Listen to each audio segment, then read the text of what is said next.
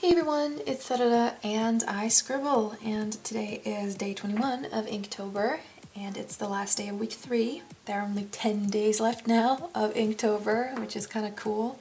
Today I'm doing some more Mushi-shi fan art. Now I do kind of have a fourth piece planned out too, but I'm not as attached to it as I've been to these first 3, so it might happen, it might not happen, we'll see. Either way, this character here is Sui, and the deal with her was that she was very sensitive to light for reasons that I will talk about later.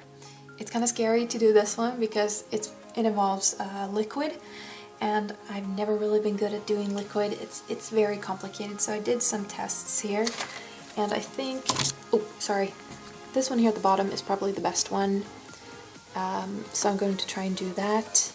This liquid in particular is very shimmery, so I picked out the Dimensional Pearlescent paint I used on my Mayra piece earlier this week, and I'm going to test it out on this first to see what it looks like, and if it looks good I'll probably cover the thing in it. But yeah, that's basically it. I have ink wash, I have the Pentel pocket brush, Unipin, and the Artline.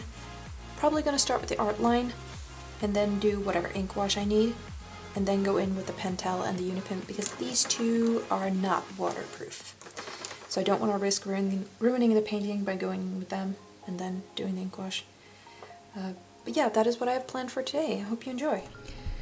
Okay, so I'm gonna try and start explaining a little bit about Sui, but I call this piece The River in Sui's Eyes because she learned how to close her second eyelids, which is something they explain why and how in the episode, and she used that ability to help Ginkgo extract the mushi that was in her eyes. So I just don't want to tell you too much because it kind of spoils the whole thing.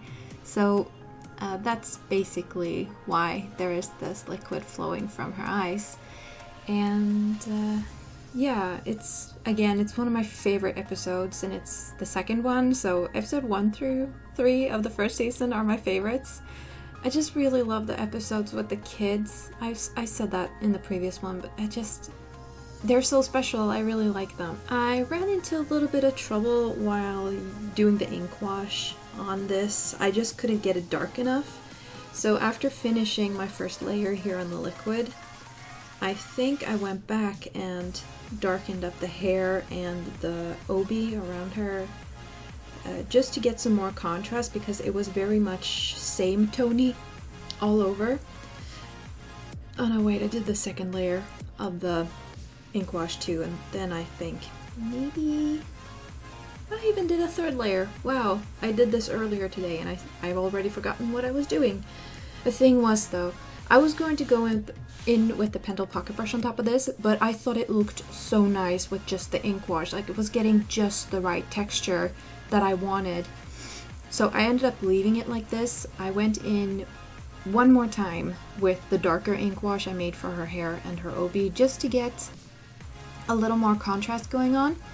And then I left it as it was because it was exactly what I wanted. So I'm just like, nope, no Pentel, no Unipin, I'm leaving that. Just not using it.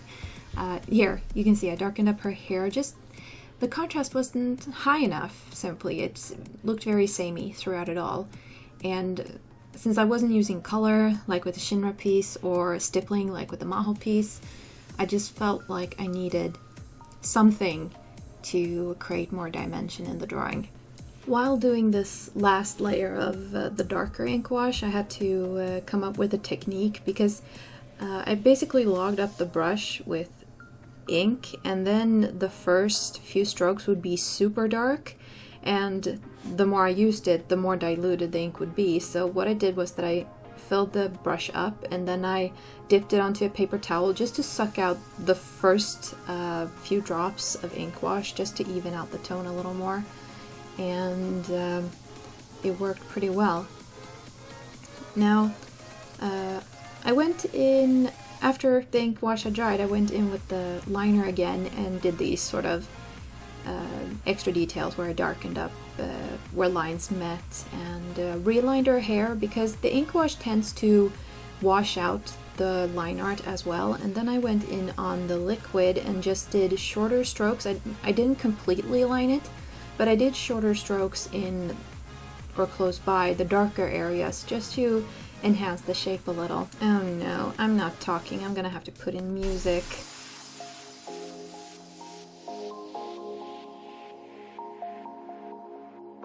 So the last thing I did was that I went in with the Pearlescent liquid paint or whatever, and I diluted it with a little water, and then I went in with a brush and lined the lighter areas. You can see me putting my head in the frame as always, because it was starting, you can't see it unless it's in the light.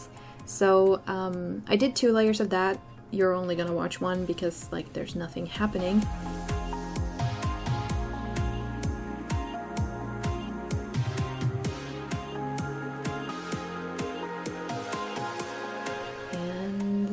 The image is done. Here you can see the pan, and then I'm gonna do some bending of the paper so you can see the iridescence. It's really nice in real life. Like, I wish I could translate that to like digital. I will be putting up a video on my Instagram too where you can see the iridescence, but yeah, I love the way it looks because it adds so much to this drawing in particular because of how glowy and reflective that it is in the anime.